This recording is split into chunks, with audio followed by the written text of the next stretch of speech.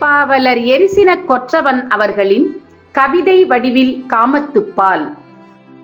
பாலாக நான் இருந்தேன் பார்வையிலே திரிய வைத்தான், பன்னீராய் நான் இருந்தேன் பனியாக உறைய வைத்தான், குழந்தையைப் போல் இருந்தவளை குமரி என்று உணர வைத்தான், பேரழகன் பொன்விழியால் என் பெண்மையினை அறிய வைத்தான், மின்னல் கீச்சினைப் போல் மின்னும் அவன் மேனியினை வளைக்கரத்தால் தீண்டிவிட வஞ்சியனை ஏங்க வைத்தான், நாயகன் தன் நறுமணத்தை நாசியிலே சிறைபிடித்து காலமெல்லாம் வைத்திருக்கும் கனவுகளில் வீங்க வைத்தான், முத்தத்தை உண்டு வாழ்ந்தால் முதிராது காதல் என்று வார்த்தைகளால் விளையாடி வடிவழகன் சொக்க வைத்தான், இன்பத்தின் ஆலயத்தில் ஏற்றி வைத்த தீபம் ஒன்று அங்கத்தில் பற்றி எந்தன் ஆழ்மனதை சுட்டதென்ன, நீரும் குளுமையும் போல் நாம் வாழ்வோம் என்றவனே வெந்நீரில் எனை விட்டு வெகு தூரம் போனதென்ன, கண்கள் உனை காட்டியதால் காதல் நோய் வந்ததென்ன, காட்டிய கண்களின்று கண்ணீரில் கரைவதென்ன,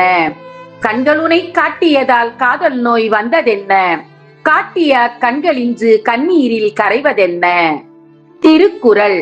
பால் காமத்துப்பால். இயல் கற்பியல். அதிகாரம் 118. கண்விது பழிதல். குறள் எண் 1171. கண்டாம் கலுழ்வதெவன் கொலோ தண்டா நோய் தாம் காட்ட யாம் கண்டது.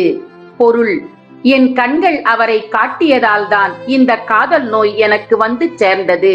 இப்போது அந்த கண்கள் அவரை எனக்கு காட்டு என்று ஏன் அழுகிறது?